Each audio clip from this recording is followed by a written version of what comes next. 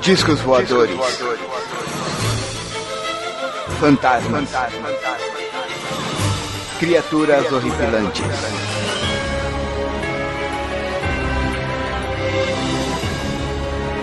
Este é Mundo Freak Confidencial.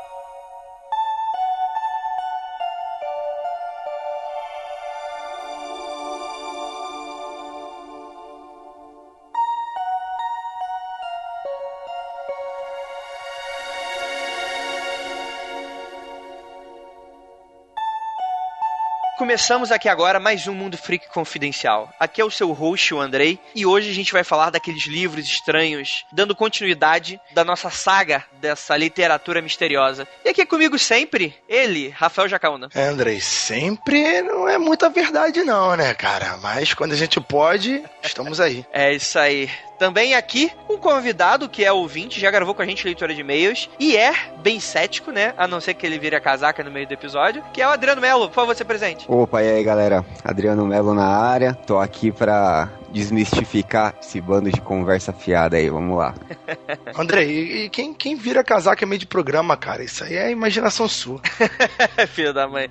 Bem, pra quem não sabe, nós já gravamos a parte 1, né, dos livros misteriosos, dos livros estranhos, que foi no episódio número não me lembro, né, mas a gente acabou falando daquele livro da freira e de viagens no tempo. Infelizmente, graças a alguns problemas técnicos, a gente acabou só lançando ele, né, a gente teve que fazer uns cortes, porque um dos nossos participantes Rafael Jacaúna acabou caindo e a gente não deu pra implementar o outro. Então, Andrei, repete, Andrei, tu tossiu pra cacete. Pois é, foi de hipoprósito. E a gente vai agora fazer a apresentação de outros dois livros e futuramente a gente vai trazer mais e mais e vamos ver realmente o que nós temos aqui de realmente misterioso, né? O que a humanidade que nos cerca pode guardar, né?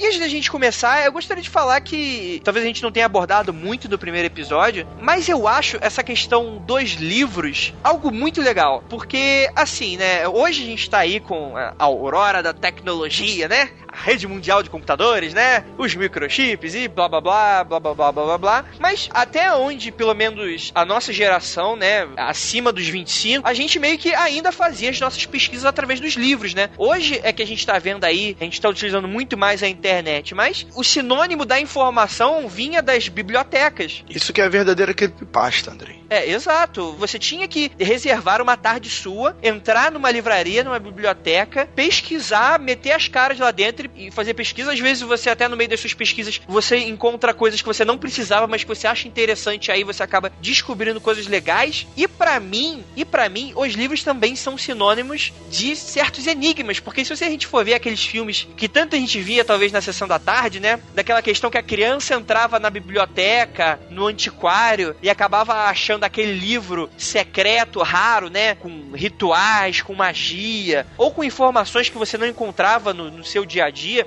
Isso pra mim sempre me instigou. Eu sempre quis entrar numa biblioteca dessa, cheia de teia de aranha, e puxar um livro, aqui eu agora vou me tornar um bruxo, bola de fogo, não. Andrei, eu posso te adiantar que, assim, não é legal não, cara. Já entrando na biblioteca dessa aí pra fazer trabalho de faculdade é chato pra caramba, ter que usar luva. Os professores falavam que tinha que ter um cuidado na sessão mais de livro mais antigo, porque tu podia pegar alguma bactéria respirando. Caralho. Eu não sei até quando era exagero, cara, mas o livro tem 200 anos, eu não ia arriscar, entendeu? Eu tinha que virar a página de luva pra não estragar o suor das mãos, não estragar o livro. É chato, cara. É, mas a magia do livro protege o livro, Rafael. Você pode colocar fogo na biblioteca. O que sobrar é aquele que tu tá procurando. Alexandria que diga, né? Eu ia falar exatamente isso, né? Alexandria mandou um recado. Não, gente, brincadeira, por favor, nunca façam isso. Livros são muito legais, não ponham fogo neles, por mais que sejam sobre vampiros que brilham no sol. Então, Adriano, você que tá aí quietinho, você também já teve algum tipo desse tipo de pensamento? Sei lá, assistiu História Sem Fim, aí tu queria fazer parte desse mundo de pegar um livro livro e participar de algo maior, de ter algum mistério por trás? Como é que foi você para toda essa atmosfera literária? Bom, todo bom RPGista sempre sonha em encontrar aquele grimório perdido, né? Quer dizer, vou pegar aquele livro e ali vai ter aquele monte de rituais, aquelas coisas. Mas como a gente sabe, né, depois que a gente cresce um pouquinho, que tudo isso é besteira, né? Na verdade, nesse nosso mundo é o seguinte, o que tem valor dá dinheiro e é explorado. O que tá esquecido realmente foi porque algum louco, algum velho gagá esqueceu lá e ninguém deu importância, porque acho que o que realmente tem importância mesmo, estão ganhando dinheiro com isso. Antes de mais nada, né? O Adriano aqui, ele faz parte, como sempre, ele vai se encaixar muito bem nesse programa, que como vocês podem ver, ele é um cético de marca maior. Olha aí. Deve ser um desses ateus satanistas igual o Léo. Mas a questão é o seguinte, o Adriano, ele é muito legal, principalmente na parte dos comentários, que ele não tem muito papas na língua, né? Então... Considerar isso como um elogio. Sim, com certeza. Não, o Adriano é um cara enérgico em suas convicções. Isso ninguém pode negar. Eu, sinceramente, nunca ouvi desrespeitando ninguém, até porque isso não tem muito espaço aqui. No momento que eu ver alguém desrespeitando ou diminuindo alguém por suas crenças, essa pessoa não vai ter mais espaço dentro do mundo freak. Isso pode ter certeza, tanto nos comentários como em qualquer outro lugar. Mas se a gente trouxe o Adriano aqui, é porque ele pode dar aí a posição dele conforme os céticos também. Então, galera, nós não nos responsabilizamos pelo que o Adriano fala. Entendi o recado, Andrei. Entendi o recado. Tá, não, brincadeiras à parte. É muito interessante que vocês citaram aí, né, a questão dos grimórios, né? Eu tô pra fazer uma pesquisa um pouco mais aprofundada sobre isso, que talvez certos grimórios, eles, e não só grimórios como os livros, precisem de episódios únicos, né? A gente tá conversando aqui com o Rafael em off, antes da gente começar a gravação. Tem alguns bons exemplos aí que a gente pode fazer, que dá um episódio próprio. Mas aqui, nessa segunda parte, assim como todas as outras partes que forem vir, nós vamos dar mais espaços, né, para aqueles que talvez não dá pra desenvolver tanto, né?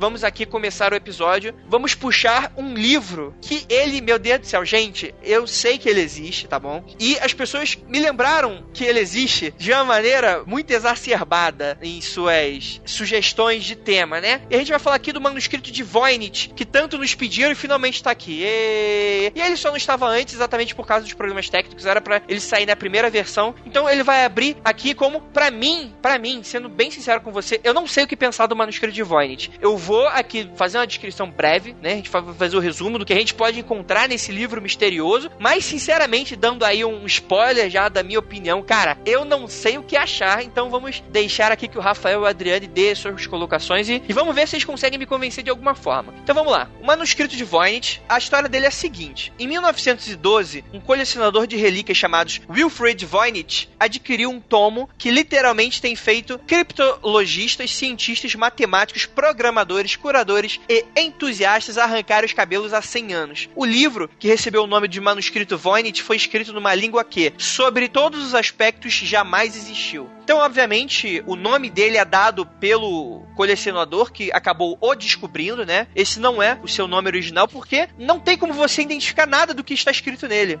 O mistério dele já começa como o manuscrito chegou no conhecimento desse cara, do Voynich, né? E também da sociedade científica atual, que, segundo o colecionador, ele obviamente havia comprado em um castelo austríaco. Porém, uma carta endereçada à sua esposa, que só foi aberta após sua morte em 1960, revelou que ele o comprou de um colégio jesuíta em Villa Mondragone, isso é bem nome de cidades de RPG, uma cidade na região de Toscana, onde os padres precisavam de dinheiro e ele comprou 30 livros, entre eles o manuscrito. Então vamos lá, o que tem exatamente nesse tomo? Nenhuma, absolutamente nenhuma linguagem conhecida pelo homem que existe ou existiu se assemelha ao que está escrito dentro desse livro, né? E como se não bastasse, as figuras de plantas biológicas, certos experimentos, talvez eu possa falar isso, as ilustrações em si são coisas muito específicas, são coisas que a gente não tem dentro da nossa biologia, da nossa, como eu posso dizer assim, é algo realmente muito estranho para nós. A gente vai deixar aí no post algumas imagens do livro, né? Das várias seções dele, e cada um aí vai ter, por favor, ouvinte, se você tiver interesse, entre no nosso post, dê uma olhada nas ilustrações, dê aí o que vocês acham, porque realmente são tanto as ilustrações quanto o que parece ser o conteúdo do livro, é algo realmente, como é que eu posso dizer, interessante. Parece realmente que ele foi tirado de uma realidade que nunca existiu. É como se fosse talvez de uma realidade paralela ou talvez de uma sociedade que fazia coisas que nós não temos no nosso conhecimento hoje, ou pelo menos alguém que tinha muita criatividade que inventou esse tipo de coisa, né? O livro, ele é relativamente pequeno, tem 16 centímetros de largura, 22 de altura e 4 de espessura. Ele foi escrito em pergaminho de vitelo, possui 122 folhas, num total de 204 páginas,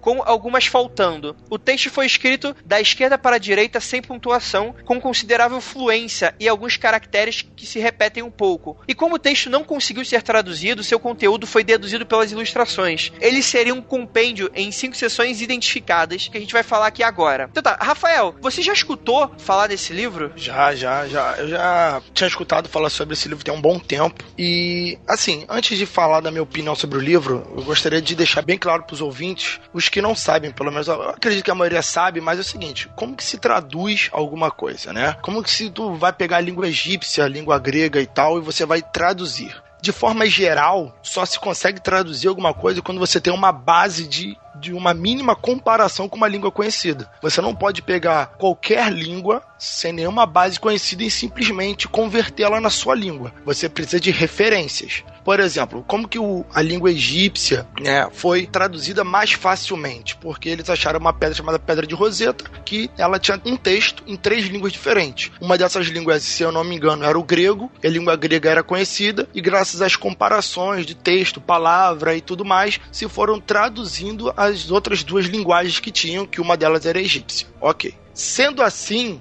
né, a minha primeira opinião sobre esse livro, quando eu tive contato com a informação da existência dele, foi justamente essa que o Andrei falou, que deve ser alguém de outra dimensão, ou um livro de outra dimensão, de alguma coisa do gênero, porque realmente os caracteres, eles se repetem de uma forma que parece que estão formando palavras, eles parecem um livro, sei lá, um livro de biologia ilustrado, sabe? Então ele tem todo ele não parece ser feito por um louco, né? Ele parece que tem toda uma dinâmica própria e tá parecendo que realmente tem uma inteligência ali escrita, não foi só escrito por um louco de qualquer forma. Sendo assim, eu acho que é simplesmente uma língua que não foi traduzida ainda. Eu acredito nessa parte de ser uma língua, mas não necessariamente de outra dimensão, né? Só uma língua que não existe comparação para tradução. Agora, de onde essa língua, a gente... Vamos ver depois, vamos ver a opinião dos colegas. E você, Adriano, o que você acha? Bom, eu concordo em partes com o que o Rafael disse, mas eu discordo dele no fato que se refere a simplesmente não ser algo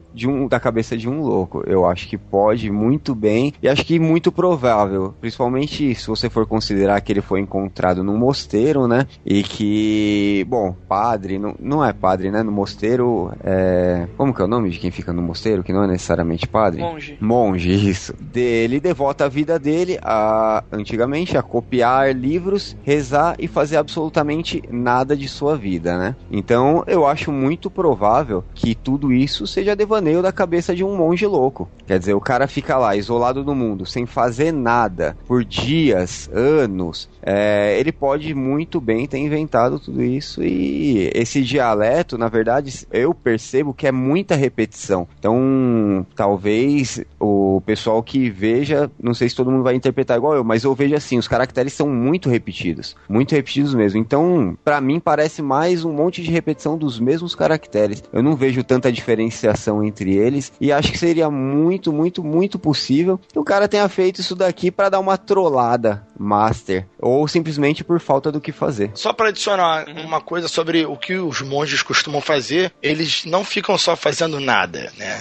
A maioria dos monges, pelo menos os monges que eu já tive algum tipo de contato literário, né? Eles se dedicam à retórica. Isso é, eles conversam entre eles, a não ser que você seja de um templo de monges mudos, ou aqueles monges que devotam silêncio, eles geralmente se dedicam à retórica e o desenvolvimento do conhecimento. Claro, copiar, né? Os monges copistas eram muito conhecidos porque não tinha impressora e tinha que ser tudo copiado. Mas uma das principais características dos monges era justamente a retórica. Eles discutiam constantemente sobre assuntos diversos para chegarem a conclusões e assim a aumentar a sabedoria entre eles. Então, meu caro amigo Rafael, mas você, assim, como professor de história, há de convir comigo que o cristianismo, bem lá no começo, tinham muitos monastérios espalhados por vários lugares diferentes e eu acho muito provável que, quer dizer, aquele monastério lá no cantinho lá da Áustria lá, sejam uns monges isolados do mundo que já não tinham essas práticas, assim como tinham os monges mudos e etc. Então acho que nem todos eram tão esclarecidos assim ou eram tão ocupados assim. Bom, acho que existe a possibilidade, você não concorda? A possibilidade existe de meteoro bater na Terra hoje. Mas se você concordar comigo também, pra que a igreja ia colocar um monastério e gastar dinheiro de construir uma pedra de um monastério tão longe, se eles fossem tão isolados assim, sem nenhuma função? Então, tudo tem uma função. Se o cara tá copiando o livro, ele tem que ter contato com o mundo externo, senão ele vai copiar livro pra quem? Não, sim, eu concordo que ele tenha contato com o mundo externo. Só acho que existe a grande possibilidade de ter um grande ócio e de simplesmente ele ter tempo suficiente pra pensar nisso tudo e pular esse monte de desenho, entendeu? Naturalmente. E até criar um alfabeto, quer dizer, se Tolkien criou, né? Não, com certeza. Então, não, calma aí, gente, calma aí, mas aí eu tenho que me interpor, porque assim, o Tolkien, né, a gente tá falando aí do século XX, né, e isso, a gente tem a ficção, né, dessa época, assim como na época de hoje, mas, como o Rafael tá falando dos monges copistas, eu não vejo, como é que eu posso dizer, você não tem esse tipo de mercado, né, pelo contrário, né, até os livros de ficção, eles servem pra alguma coisa, pra te entreter, né, e você precisa entender o que ele tá falando, né, o cara não vai simplesmente criar uma língua que não faça, quer dizer, o Tolkien, ele criou uma língua exatamente porque ele era um aficionado por esse tipo de coisa, mas ele tinha uma função dentro da literatura dele, não é simplesmente escrever eu vou escrever em Klingon, um livro todo em Klingon, sendo que nunca existiu Star Trek, né, isso eu acho que é muito contraproducente, principalmente pra uma época em que copiar o livro era caro, era para poucos, e por isso a demanda era muito alta, exatamente porque você tinha que colocar uns 10 monges lá copiando um livro para diversos outros nobres, né, era tudo manualmente sendo feito, e sem falar que é um livro único, você não tem outras cópias dele, né, e a gente pode ficar especulando aqui um pouquinho, mas antes da gente entrar um pouquinho nisso, vamos falar um pouquinho do conteúdo dele, que é o seguinte, a gente tem algumas seções dentro desse livro que elas foram identificadas pelas ilustrações, como eu tinha dito anteriormente, e que você não consegue ter uma certa noção muito além disso, pelas palavras, como a gente falou também. A gente tem uma que a gente identifica como botânica, que mostra espécies de plantas ilustradas que nunca foram identificadas, né? Eu não sei se todas não são identificadas ou se apenas algumas, mas são plantas que nunca existiram no nosso mundo. É uma seção astronômica, onde tem diagramas de estrelas e alguns signos do zodíaco, e que faltam páginas nesta seção, então é difícil identificar do que ela realmente se trata. A biológica, e essa talvez seja mais estranha e indecifrável, porque as próprias ilustrações dela é muito estranho pra nós, né? Que apresenta várias ilustrações de mulheres nuas, de anatomia estranha, algumas com um ventre estranho pela ilustração, talvez grávidas, e o desenho chega a ser até meio quase infantil, né? Lembra muito mais algo relacionado a um estudo do que realmente, se a gente for ver aquelas iluminuras medievais. É iluminuras, Rafael, é isso? Daqueles desenhos... Iluminuras, seriam os desenhos, as letras, se não me engano, desenhadas que chamam iluminuras, não os desenhos em si. Agora, realmente, eu tô em dúvida. Sim. Aí tem aqueles desenhos todo bonitões lá, seria um pouco longe disso. Não que seria mal feito, mas seria algo que parece ser algo de estudo rápido, e não um livro... Algo mais prático do que artístico. Exatamente, com essa função. E essas mulheres se banham banhando em piscinas ou banheiras cheias de um líquido escuro ligados a uma complexa rede de tubos, né? Como se fosse aí um... Cara, eu não sei dizer. E eu tô aqui com medo de ser taxado de louco. Mas beleza, vamos ir. Relaxa, Andrei, você já é taxado de louco. Ah, tá bom. Não quero piorar a minha situação. Tem também a seção cosmológica, onde temos vários diagramas como o da seção astronômica, mas sem informação relevante. Uma das páginas se repete 6 vezes. Temos a farmacêutica, onde temos diversas imagens de ampolas e frascos, além de raízes e folhas de planta. E o index, né? Que seria apenas textos sem imagens grandes, apenas pequenas estrelas ou flores. E acredita que seja algum tipo de índice ou receituário. Bem, desde a descoberta do livro, ele foi submetido a uma série de testes e foi avaliado pelos mais famosos criptologistas da Segunda Guerra Mundial, gênios que conseguiram quebrar códigos intrincados do eixo. E acabou que nenhum deles conseguiu traduzir nenhuma mísera palavra. As dúvidas acabam girando em torno do propósito de por que o tal livro teria sido criado, né? Se ele de fato é uma fraude bem elaborada. O Voynich, né, o colecionador, ele acreditava que ele foi escrito por Roger Bacon, que foi um dos maiores estudiosos da bruxaria da Idade Média, né? Um ocultista bem famoso. A gente citou lá no nosso episódio sobre ocultismo, bem rapidamente. E o livro, ele veio acompanhado de uma carta datada de 19 de agosto de 1665 do reitor da Universidade de Praga, o Johannes Marcus Marci, endereçada ao jesuíta e polígrafo Athanasius Kircher, solicitando que o decifrasse. A carta dizia que o tomo foi passado a Marci por um amigo, identificado como sendo o alquimista George Berserk, dizendo que o livro pertencia originalmente ao Sacro Imperador Romano Rodolfo II. Ele teria pago caro pelo livro, acreditando que havia sido escrito por Bacon. O Voynich acreditava que o livro, por essa evidência, seria datado do século XVIII, mas o teste do carbono 14 datou como 95% de precisão como escrito no século XV, entre 1404 e 1438. Roger Bacon já estava morto já há mais de 100 anos quando o livro foi escrito. Entretanto, há uma figura de uma planta que se assemelha muito a um girassol, que só passou a existir na Europa após o descobrimento das Américas, o que dataria o livro como posterior a 1492. Cara, mistério foda, hein? Terminando aqui, foi descartado como sendo uma farsa moderna, né? No caso, ele foi criado nos dias de hoje com o propósito de parecer antigo, isso já foi descartado. E debate-se se pode ser uma farsa antiga, né? Alguns pesquisadores acreditam que a língua segue um sistema de transcrição de ruídos naturais em sílabas, o que explicaria a repetição dos glifos. Mas todos concordam numa coisa: o texto do manuscrito é estranho demais para ser um hoax, mas elaborado demais para ser uma fraude.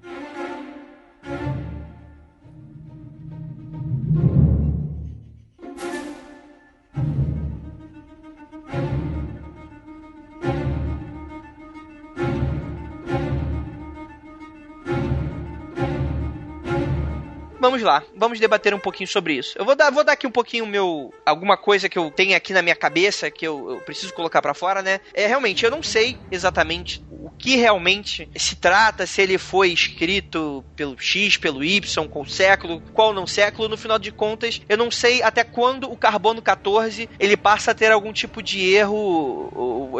A gente tem aí alguns estudos falando sobre a datação do carbono 14, em que dependendo do quão antigo é essa datação, pode haver alguns erros. Calma aí. Falta precisão. Até onde eu sei sobre a datação de carbono 14, ela é muito precisa, ou pelo menos a precisão máxima dela seria, se eu não me engano, de 50 mil anos. Depois disso, é meio incerto. Aí, como eu soube disso? Quando eu pesquisava sobre datação de ossos de dinossauro. Aí eu achei coisas dessas informações, por isso que ossos ossos de dinossauro são datados em aproximadamente milhões de anos pela quantidade de erro na curva da pesquisa, até onde eu lembro quando eu pesquisei isso há 7 anos atrás. Mas até 50 mil anos, a datação seria bem precisa em décadas. A questão é, o erro do carbono 14 não seria pela, como se diz, queda da radioatividade, não. Enfim, não seria pela falta da precisão do carbono, mas seria pela contaminação de bactérias em cima. Por exemplo, tu vai tirar um pedacinho do livro, aí tu vai fazer a datação daquele pedacinho do livro pra saber de quando ele é. Só que aquele livro é tão velho que já tem poeira, tem suor da mão, então você pode estar fazendo a datação de bactérias, de substâncias colocadas a posteriori, tá entendendo? Não realmente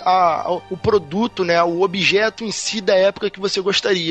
Então você tá fazendo a datação de bactérias por cima da pesquisa original. Por isso que tem essas dúvidas sobre a datação de carbono 14. Por isso, por exemplo, o Santo Sudário. Tem muitas dúvidas sobre o Santo Sudário porque foi colocado justamente isso, que ele foi feito, sei lá, 1000 anos depois que Jesus morreu. Aí depois críticos falaram que foi feito errado, que foi feito na borda, onde muita gente tinha manipulado, contaminado a pesquisa. Então sempre tem essa dúvida sobre o tipo de manipulação que a pesquisa tem pelo erro das bactérias e das contaminações externas. Então, eu não ia fazer uma crítica relacionada a isso. Na verdade, eu ia exatamente complementar que eu não tenho a certeza, como o Rafael, que é nosso professor de história especialista, tem. Especialista. Mas realmente é um livro muito recente pra haver alguma falta de precisão do carbono 14, né? E alguém, porventura, falar isso nos comentários, falar, não, porque o carbono 14 não é perfeito. A gente pode argumentar dessa forma. Eu, pelo menos, acho que discordar do carbono 14, né, de algo tão recente, isso me cheira muito a essa coisa de criacionismo muito besta, do tipo, querer argumentar de que não é pra tentar provar o ponto. E minha questão não é essa, exatamente falar que o carbono... Caraca, hein? Carbono 14, tá foda. É bem preciso, dependendo da época, e essa época parece ser bem preciso, né, como a gente tá falando aqui. Mas o que realmente me cheira muito a questão de ser uma fraude é relacionada a uma coisa. A gente teve a citação do que a gente acabou de falar sobre esses especialistas de Segunda Guerra e tal, só que vamos puxar aí, como o da Rafael tá falando, da Pedra de Roseta, né, que foi um grande achado, né, pra gente conseguir pegar os hieróglifos e saber exatamente o que os egípcios antigos estavam falando. Hoje em dia, a gente tem uma coisa que nós nunca tivemos antes na história da humanidade, que é a tecnologia. Isso é meio óbvio. E você tem diversos programas que fazem, vamos dizer assim, que eles conseguem tentar saber qual é da parada, qual é a língua que tá escrito. Eles conseguem identificar ali, beleza, eles vão pegar uma faixa de textos, né, e até aí nós não estamos uma frase, a gente tem um livro inteiro de um texto que ele precisa fazer sentido, precisa ter concordância com ele mesmo, né, ele precisa fazer sentido de alguma forma. E por mais que nós não consigamos identificar o que ele está falando, o computador, ele vai pegar letra por letra, palavra por palavra, espaço por espaço e etc. Ele vai jogar no quebra-cabeça dele e ele vai tentar identificar ali um padrão de uma linguagem. E isso até hoje nunca foi comprovado sendo uma linguagem lógica. Então isso reforça muito essa questão de que seja uma farsa, né, daquela época. Agora, o que realmente me incomoda é por que exatamente e por quais motivos isso seria ter sido feito, né? Talvez alguém que foi contratado e deu uma zoada em alguém, o cara era estagiário, tava muito puto e escreveu qualquer bosta, falou que encontrou pra ganhar uns trocados a mais. Pra mim isso faz muito mais sentido do que, não sei, o que vocês acham? Como eu disse, a gente nunca pode duvidar do ócio e da imbecilidade humana. Eu acho que não precisa de muito para alguém simplesmente sentar lá no cantinho dele e fazer os seus rabiscos, fazer o seu livrinho, mesmo porque ele não é um livro tão complexo assim, né? A gente há de convir 200 páginas, eu acho que é bem provável uma pessoa simplesmente no final do expediente rabiscar uma página por dia. Em um ano aí ele já fez esse monte de loucura. Como eu disse no começo do programa, com relação a livros perdidos, porque eu quero acreditar, mas por que eu não consigo acreditar nisso? Porque se fosse realmente algo que tivesse algum valor, já teriam descoberto. Se tivesse algum nexo, todos esses caras já teriam concluído o que ele quer dizer, já conseguiriam ter descriptografado, né? Mas o que pega mesmo, o que eu acho que pega mesmo, é o fato do Voynich ter tentado ganhar um dinheiro nisso daí. Porque, como o Andrei mesmo falou, o Roger Bacon já tinha morrido pelo que foi datado do Carbono 14, correto, Andrei? Exatamente, exatamente. Ele já tinha morrido. Então, quer dizer, o cara pegou um livro estranho ali, entendeu? E tentou falar, ó, vou ganhar um dinheiro aqui em cima disso daqui, entendeu? Tentou fazer todo um marketing em cima disso pra ver se levava alguma. Porque, por qual motivo levou ele a associar esse livro com o Roger Bacon? Fica a dúvida, fica a pergunta. Alguém sabe dizer por que ele tentou associar com o cara? Não foi a carta que deixaram, que tava escrito que era o cara? Não, foi a carta que ele deixou. Então, tá. Entendeu? Então, quer dizer, eu acho muito fácil. Você tem lá um livro bizarro, cheio de coisas, quer dizer, tem o bruxão da moda. Opa, vamos associar ele ao bruxão da moda e tentar ganhar alguma coisa. Eu só, como é eu não cheguei a pesquisar a fundo sobre isso, eu não sei o que eles ganharam com essa publicidade, quer dizer, se esse livro foi exposto, se conseguiram fazer, sei lá, sabe, exposições com ele, ganhar um dinheiro em cima, como foi explorado essa fama, entendeu?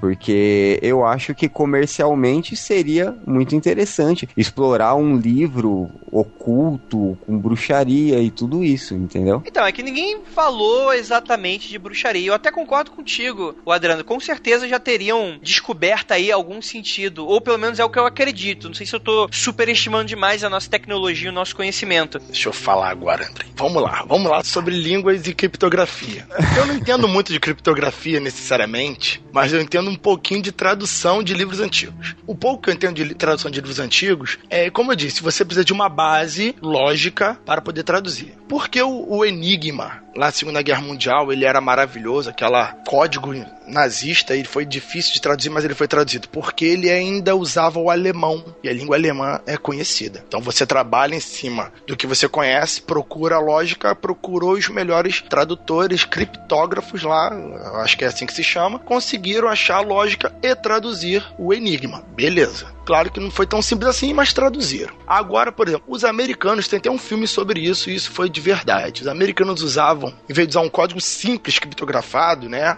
Eles usavam a língua dos nativos americanos criptografada. Então era uma língua que os alemães, o eixo, não conhecia. O código americano nunca foi traduzido pelos alemães e nem pelos japoneses, porque eles não conheciam a língua dos nativos americanos. Então, se fosse um tradutor americano fazendo, ele poderia achar a sequência de tradução e traduzir, mas como o eixo não conhecia a língua deles, não foi traduzida. Você acha que existe a possibilidade de ter uma língua que não é conhecida pelo homem, mais ou menos nessa data, 1500? Eu acho não, tenho certeza. Só adicionando aí, nada leva a crer que ela já tenha existido e que ela teria sumido através da história. E, tipo assim, sobreviveu um calango lá e por aí, um conhecendo o outro, e depois desapareceu pra todo sempre. Mas que deu o suficiente pro livro. Então, mas a gente tá falando de 1500, né? Sim. 1500, não é tão antigo assim. Eu concordaria se fosse algo assim de milhares de anos, mas 1500... Mas aí que tá, até hoje tem tribos aqui na Amazônia que não tem nenhum contato com o ser humano, e estamos falando de 2014. Mas eles não escrevem.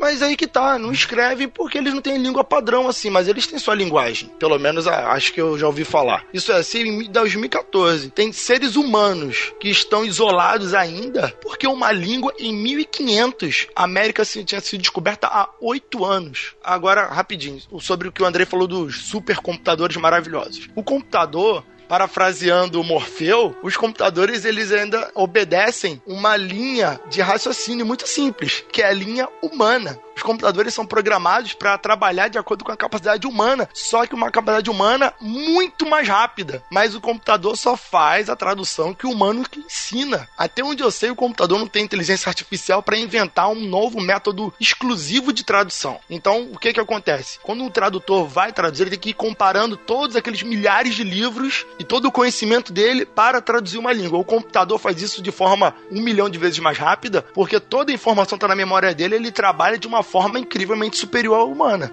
Então o computador ainda depende da informação que o humano coloca nele. Se o humano nenhum nunca ouviu falar naquilo ali, o computador vai falar, porra, velho, não sei o que é isso. Aí o humano vai falar, roda aí, procura. O computador vai simplesmente, cara, eu não sei. Porque Então, o agora computador vai fazer todas as comparações e não vai achar. eu pergunto aos senhores, baseando nesses fatos, vocês têm de convir comigo, é muito mais fácil ser devaneios da cabeça de um monge ocioso do que ser de fato uma língua extraterrestre ou desconhecida? Vocês acham que a balança pende para qual lado nesse caso? Olha, Adriano, eu já te garanto uma coisa, se eu acreditasse no mais fácil, eu não estaria gravando o Mundo Freak.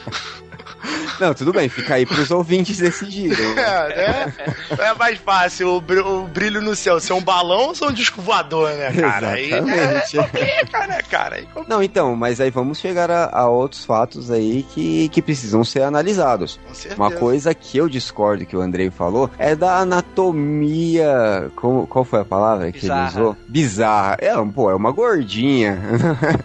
Não é anatomia bizarra. Coitada da mulher. Se você for comparar o corpo, o padrão da época, né? É isso daí, meu. É mulher barrigudinha, castetinha meio caída, aquele culotezinho do lado. Eu não vejo nada de bizarro nessas ilustrações. Não é isso. Não é questão de ser bizarro da forma como a mulher é retratada, mas talvez seja bizarro da forma como a arte era retratada naquela época. Como a gente estava falando ali, parece muito esses rabiscos práticos de estudos, né, de não artísticos, fugindo um pouco do que a gente tem aí de padrão. E assim, saindo um pouquinho dessa questão da língua, né, do que a gente tá falando aqui de criptografia, né, a gente vai ver aí um documentário do Discovery sobre isso, meia dúzia de especialistas, dependendo pra onde o documentário quer te levar, pode te levar a crer que aquilo não faz sentido, pode te levar a crer que não, que aquilo realmente tem um mistério, não sei o quê. Então, assim, o que realmente me chama bastante atenção são as ilustrações. Por quê? Eu não consigo imaginar 1500 a gente tendo espaço, né, aquela época, a gente tendo espaço pra esse tipo de criatividade. Eu posso estar errado, ouvinte, vocês, por favor, mandem. Calma aí. Se você vê a criatividade do Marco Polo, se eu não me engano, porra, o cara é um criativo nato, sabe? Não, mas o que eu tô falando, Rafael, a criatividade, ela tem ali um foco. Então, por exemplo, no momento que alguém escreve que, o fulaninho X foi no inferno e tem 9 círculos no inferno, aquilo ali era o debate base da sociedade da época. Você não tem algo completamente louco, né? Peguem as ilustrações são de plantas que não existem, e se você for pegar essa parte biológica, cara, isso parece até ficção científica. Sendo bastante sincero, lembra muito conceitos de ficção científica, talvez um pouco misturado com conceitos alquímicos, e até aí eu já consigo ver uma certa ligação com alquimistas famosos da época, o Bacon e etc. Pode não ter sido escritos por ele, mas poderia ter sido um Silmarillion do cara, alguém que era estudante dele e foi compilando as informações dele e fez num livro, não sei, estou aqui pra jogar com e se. E assim, são realmente coisas muito bizarras, eu não consigo ver o cara da, entre muitas aspas, idade das trevas, né, tendo esse tipo de pensamento fora do padrão anjo, demônio, fora do padrão desse tipo de coisa, né. É isso talvez que me deixa meio bolado. Andrei, eu tinha acabado a idade das trevas. Não,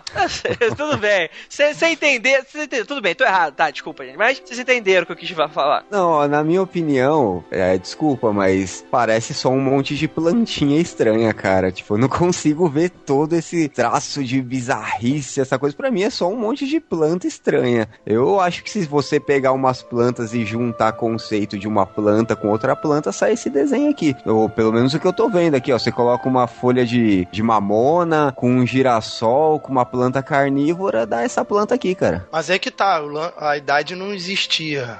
Girassol... Não, aí a gente vai ter que fazer um estudo profundo e tal, mas... Existe a girassol lá de onde o cara morava, né? Só é da América, se eu não me engano. Esse tipo de informação aí eu não vou saber, mas olhando assim, só me parece uma planta meio esquisita, cara. Nada assim. O mais bizarro, assim, é os tubos sugando a gordinha aqui. Eu não sei com que... eu não consigo assimilar isso com nada. É a máquina de lipoaspiração. Só se for, né? E o líquido estranho, pra mim, parece água. Não sei pra vocês, mas aqui parece uma banheira. Nada mais que uma banheira, Seria né? só uma coloração pra mostrar que tem alguma coisa ali dentro, né? Porque tu não ia pintar água. O cara não tinha azul, pintou de verde. Então tá bom, gente. A gente desvendou, não furou. Valeu, gente. Obrigado aí pelo episódio. Não, então, galera, como eu falei, a gente não tem como chegar a uma conclusão clara, porque o livro é algo que não é claro, né? A gente deu aí um pouquinho dos nossos pontos, então fica aí pra vocês tentarem traduzir o que vocês conhecem. A gente vai deixar algumas imagens, algumas matérias pra vocês no post, se vocês quiserem dar uma aprofundada melhor nesse tipo de coisa. Então, por favor, deixem aí nos comentários, vamos aumentar e estender essa nossa discussão.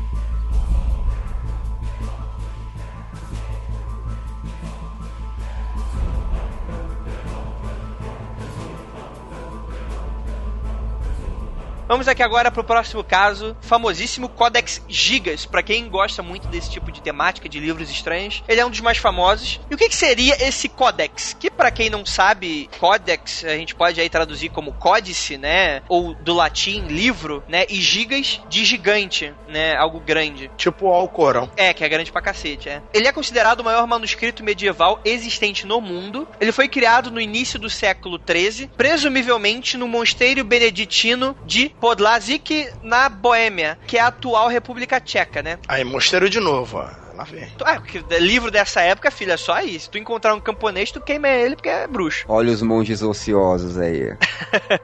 E agora está preservado na Biblioteca Nacional da Suécia, em Estocolmo. É também conhecido como a Bíblia do Diabo, né? A Bíblia do Cramunhão. Que, devido a uma grande figura do diabo no seu interior e da lenda em torno de sua criação. É, por causa de figura, né? Que a Bíblia não tem figura, porque se tivesse figura, teria uma porrada de diabo na Bíblia também, né?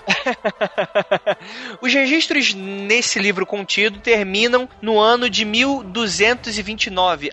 Então, o livro foi pulando de mãos em mãos até em 24 de setembro de 2007, após 359 anos, o Codex Gigas voltou a Praga a título de empréstimo e esteve exposto na Biblioteca Nacional Tcheca até janeiro de 2008. Segundo a lenda, o escriba foi um monge que quebrou os votos monásticos e foi condenado a ser murado vivo. A fim de evitar esta severa sanção, ele prometeu a criação em uma única noite de um livro que glorificaria o mosteiro para sempre e que incluiria todo o conhecimento humano. Perto da meia-noite, ele teve certeza que não conseguiria concluir essa tarefa sozinho, e por isso fez uma oração especial, não dirigida a Deus, mas ao querubim banido, aquele cara lá que, né, a gente já sabe, pedindo-lhe que ajudasse a terminar o livro em troca de sua alma. O monge vendeu, assim, a sua alma ao diabo, e ele, o Cramunhão, concluiu o manuscrito do monge e foi acrescentada uma imagem do próprio, né, uma selfie da época, como agradecimento pela sua ajuda. Apesar desta lenda, o códice não foi proibido pela Inquisição e foi analisada por muitos estudiosos ao longo do tempo.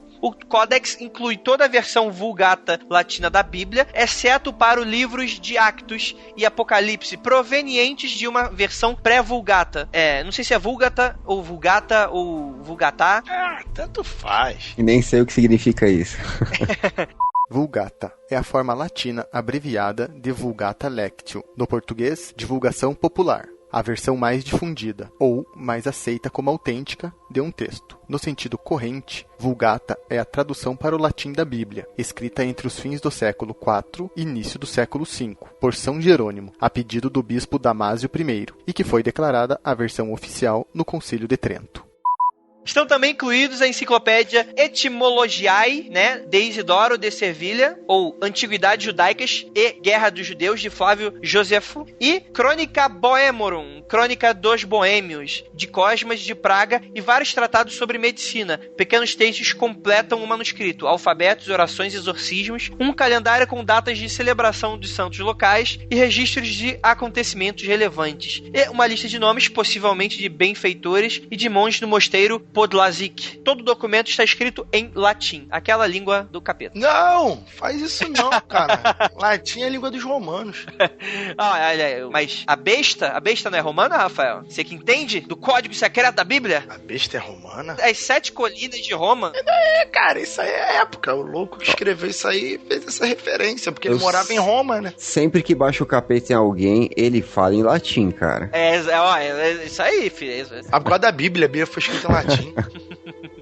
O manuscrito contém figuras decoradas e luminuras em vermelho, azul, amarelo, verde e dourado. As letras maiúsculas que iniciam os capítulos estão elaboradamente decoradas com motivos que, frequentemente, ocupam grande parte da página. O códex tem um aspecto uniforme, pois a natureza da escrita não é alterada em toda a sua extensão, não evidenciando sinais de envelhecimento, doenças ou estado de espírito do escriba. Isto levou a que se considerasse que todo o texto foi escrito num período de tempo muito curto. No entanto, atendemos ao tempo necessário a marcações de guias delimitadoras das linhas e das colunas à escrita do texto e ao desenho de pintura das ilustrações. Os peritos acreditam que o livro terá levado mais de 20 anos a ser concluído. A página 290 contém apenas uma figura original de um diabo, com cerca de 50 centímetros de altura. Algumas páginas antes destas estão escritas sobre um velino escurecido e os caracteres são mais esbatidos que no resto do manuscrito. A razão para a diferença das cores é que o velino, por ser feito a partir de pele de animal, escurece quando exposto à luz. No decurso dos séculos, as palavras mais expostas acabaram por ter aspectos mais escuros, né? Então, assim, além da lenda, né, a gente tem aí talvez o grande tchan desse livro é exatamente a ilustração do Tinhoso. A gente vai deixar todas as imagens aí no post, né? E aí, o que vocês acham? O que vocês acham desse caso da Codex Gigas? Eu não entendi. O que ele tem nele? Tem o diabo, cramunhão. É basicamente... Não. O que ele tem escrito? Então,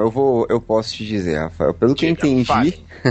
Pelo que eu entendi, ele escreveu partes da Bíblia, né? Então, um monge, ocioso pra variar, fez alguma coisa errada lá e, como o Andrei falou, ele foi condenado a ficar preso, enclausurado, e aí o que ele fazia? Era copiar a Bíblia. Ele nada mais fez do que uma cópia da Bíblia, botou um capetinha lá no meio e falou pra galera, olha aí, ó, fiz a Bíblia do capeta. E fez isso pra chamar a atenção da galera. Porra, mas se ele fizesse isso, ele realmente ia chamar a atenção, né, cara? Eu ia jogar ele de cima do muro. Porra, filha da puta, gastou papel à toa, o prejuízo, ainda tá falando merda. Joga do muro. Cara, assim, é bem interessante, né, como é que era vista, né, o capeta naquela época, né? O capeta tá de samba canção ali, pô. É, sim. É verdade. Vai estar na sauna, sei lá. Mas, cara, eu só imagino o capeta de samba canção. Oh, meu Deus, o André imagina o capeta chamando ele pra trepar, cara. Olha, Rafael, a gente tem estudante, não pode falar esse tipo de coisa, tá? Pra fazer sexo, cara. Cara, é o capeta do South Park, cara. É isso aí, cara. É o terror, é o horror. Caralho, na moral, ele parece estar usando máscara de samurai. Lembra bastante até. Então, a grande polêmica desse livro é, além, é claro, da sua grandeza, né, do seu tamanho exacerbado, a gente tem aí essa foto do diabo, né, que seria, todo mundo liga ela a certas maldições, a energias negativas, né, dizendo que essa imagem, você não pode olhar muito pra ela. Toda aquela historinha, né, que a gente já conhece diversas outras imagens que daria aí uma carga negativa a esse livro. Rafael, então aí, a gente tem aí um escriba maroto, né, fez aí uma biblona, né, certo. Colocou aí o alfabeto, umas orações e etc, e no final colocou um capetão. Por que você acha que ele teria feito isso? Eu não entendi, cara. O que tá escrito? São mensagens negativas? São mensagens falando bem do demônio? Eu não tô entendendo. Não, pelo contrário.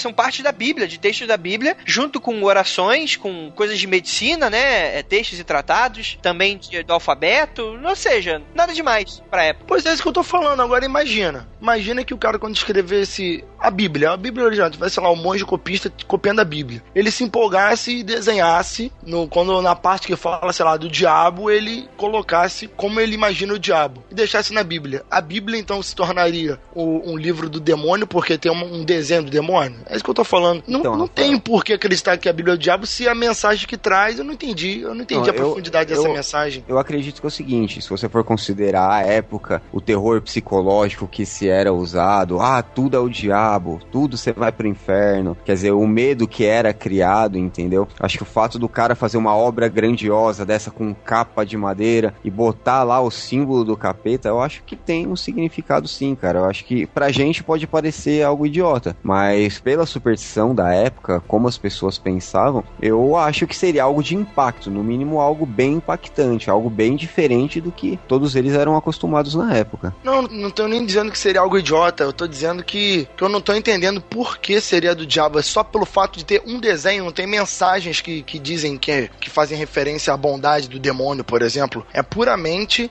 pelo desenho. É porque, na verdade, ficou essa lenda de que ele, pra poder concluir essa Bíblia, ele fez a oração ao capeta e fez um pacto. Então, quer dizer, o escritor escreveu uma Bíblia e fez um pacto, né, vendeu a sua alma pro capeta. Então, ele escreveu essa Bíblia guiado pelo capeta e, além disso, colocou lá um desenho do próprio. Então, quer dizer, aí eu acho que já gera todo um mistério. Aí de falar que é uma Bíblia, mas foi escrita pelo capeta, entendeu? Por um cara que fez o pacto. Acho que daí já é um ponto de início pra você, né, ver, mas a Bíblia é algo sagrado. Então por que ele escreveu a Bíblia sob influência do capeta? O que essa Bíblia tem de diferente, entendeu? Entendi. Então tá parecendo, se foi pra vender, parece que é um daqueles casos que teve um mundo fake sobre isso, né? Pessoas talentosas, famosas e tal, que fazem pacto com o demônio pra vender algum produto, pra passar alguma ideia, tipo o Jay-Z, sabe? Não, no mínimo eu também não sei, mas diz que o mosteiro passava por dificuldades financeiras e olha lá, vendeu a Bíblia pra ganhar um dinheirinho. Isso já gera uma suspeita aí. Isso aí é... O bom e velho capitalismo sempre desmistificando as coisas. Ele vendeu pro velho Burns. Tá no comecinho o André já falou aí, o pessoal vendeu ela porque tava passando por dificuldades financeiras. E se o mosteiro não tava lá, numa pindaíba danada, e falou, vamos fazer uma Bíblia aqui, vamos bolar uma história legal, o pessoal vai comprar, vai ter peregrinação, entendeu? Porque isso pode ser feito tanto pelo bem quanto pelo mal. Eles faziam peregrinações tanto para ver coisas sagradas, como também falar, olha, a gente tem aqui a Bíblia do capeta, a gente tá protegendo ela. Exatamente. Gera todo um comércio, né? Na época medieval, como já é conhecido por vocês, essas relíquias eram responsáveis por manter cidades inteiras. Né? Verdade, quer dizer, virar a rota de comércio, fazer um mercado, né? Uma relíquia sustentava às vezes um feudo inteiro. Sim, então verdade. Isso pode ter sido usado com esse fim, né? Olha, sobre relíquias, eu vou fazer um adendo da importância das relíquias pros ouvintes. As cruzadas, né? As cruzadas, principalmente a reconquista do que a gente chama hoje de Espanha, só aconteceu basicamente por causa de uma relíquia, né? Que colocaram lá, se eu não me engano, Santiago de São Compostela. Isso. Aí diziam que se a igreja não defendesse aquela relíquia, os mouros iam destruir tudo, iam tomar a região. E realmente, se os mouros subissem, iam tomar tudo. Então, a galera entrou em guerra e começou a Guerra da Reconquista. Um dos motivos foi esse, uma relíquia. Além do que o Adriano falou, né, a gente tem exatamente isso, né? Muita gente guardava esse livro de, essa é a Bíblia do demônio. São várias edições? Não, é só uma, mas ele passou na mão de muita gente. E isso também, né, ajuda essa questão da lenda, né, que diz que o livro é amaldiçoado, que disseram que os monges lá que estavam junto com o cara morreram doentes e aconteceram catástrofes com quem tinha o livro, etc. Aí se você for ver a própria página, como a gente disse anteriormente, ela é mais escura que o resto do livro, exatamente a página do capeta, né? Então, assim, tem aí uma aura de lendas, né, que a gente pode citar, mas além disso, a gente tem relativamente pouca coisa a mais, como, por exemplo, o manuscrito de Voynich, que é um pouco mais misterioso, curioso com relação a isso. O diabo, né? Não tenho certeza se o diabo era tão retratado nessa época. E tu fazer um livro de 75 quilos com a imagem sidescreen,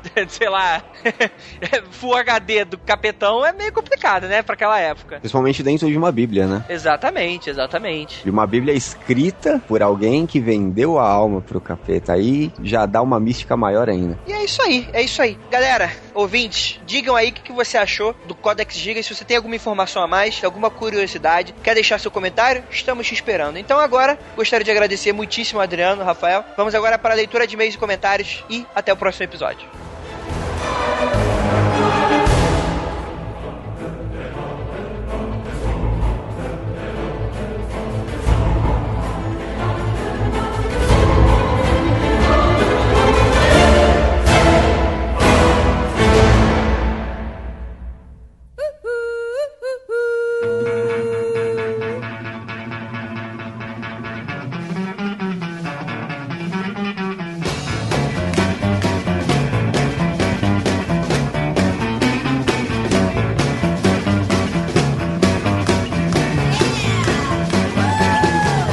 Chegamos aqui em mais uma leitura de e-mails e comentários do nosso Mundo Freak Confidencial. Espero que todos vocês tenham gostado do nosso episódio sobre livros estranhos. E que, lembrando a todos, você pode comentar aqui que no próximo episódio, nesse mesmo horário, no mesmo bate-canal, você vai ter o seu comentário lido aqui, ou não, né? Dependendo da quantidade de comentários, a gente não pode ler todos, mas a gente sempre tenta ler a maioria. Assim também como os e-mails. O comentário você sempre vai deixar no post e o e-mail você manda pro contato @mundofreak.com.br ou entra lá na nossa página de contato, onde lá você assina o nosso formuláriozinho e você consegue mandar sua mensagem que a gente recebe na nossa caixa de entrada, tudo bonitinho, daquela forma que você já conhece.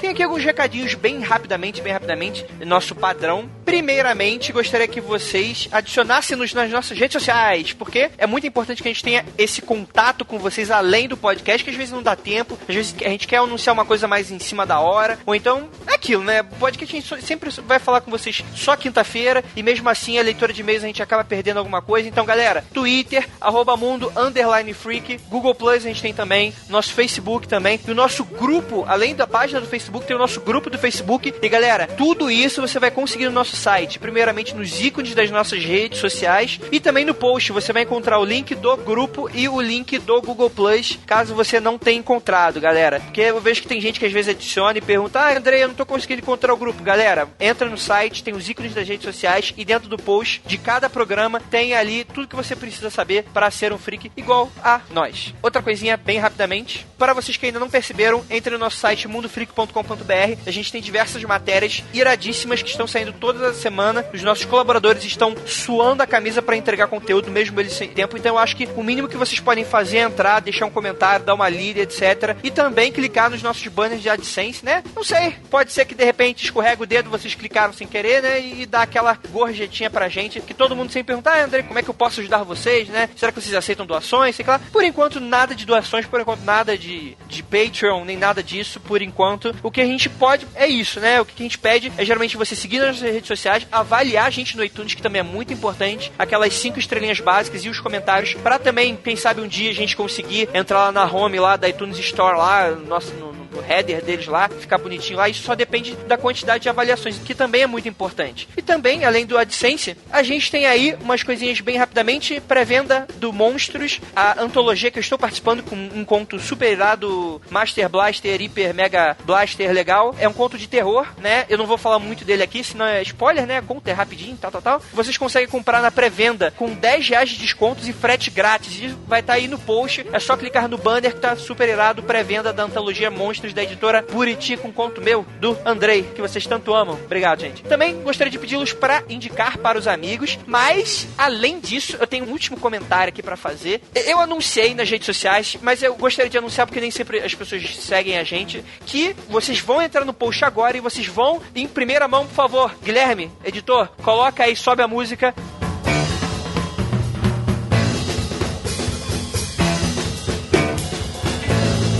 para as nossas camisas do Mundo Freak. Por enquanto, não temos nenhuma à venda ainda. A gente está trabalhando no sistema de vendas. Elas estão indo para prensa, né? Para prensa, não, eles não vão para prensa.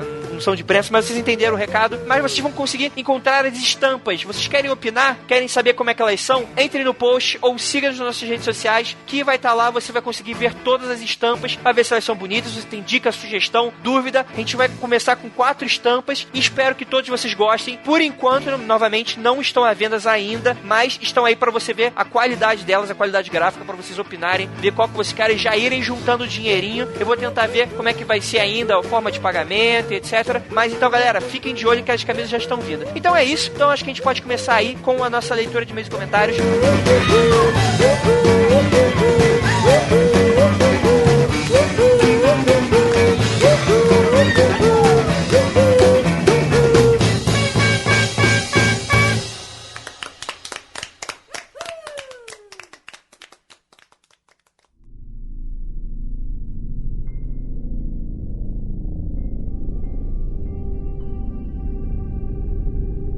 Gostaria de agradecer aqui a participação do nosso Igor Alcântara. E aí, galera, dá um recadinho aqui, aproveitar esse momento de recados. Em breve vocês vão poder conferir no canal do YouTube do Mundo Freak algumas reportagens em vídeo que a gente vai disponibilizar para vocês. É bem legal. Muito em breve. Vou deixar aí no post também o nosso canal do YouTube para vocês já irem assinando. Também temos aqui a presença dele novamente, lá, participante lá, de vez em quando, do SciCast. Ele, o Éder. E aí, pessoal, beleza? Falando com você, Andrei. E aí, Rodrigo também aqui com a gente. Fala aí, galera, sempre bom estar por aqui na leitura de e-mails.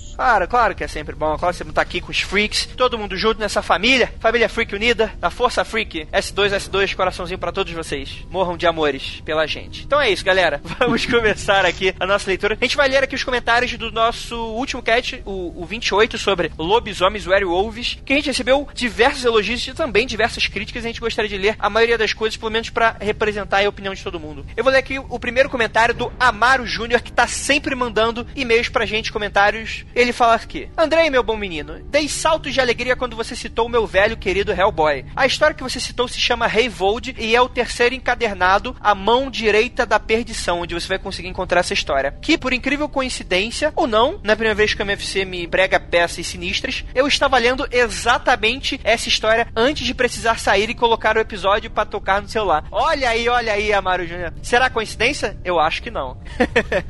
Isso não existe coincidência. Não existe, gente. Não existe coincidência. Aqui no Mundo Freak não existe. Porém, ele continua, existe outra história do Hellboy, anterior a essa, e que também trata de tema lobisomem. Trata-se de Os Lobos de Santo Augusto, que conta a história de um pequeno vilarejo nos Balcãs europeus que foi amaldiçoada por um monge chamado Philip de Beaux.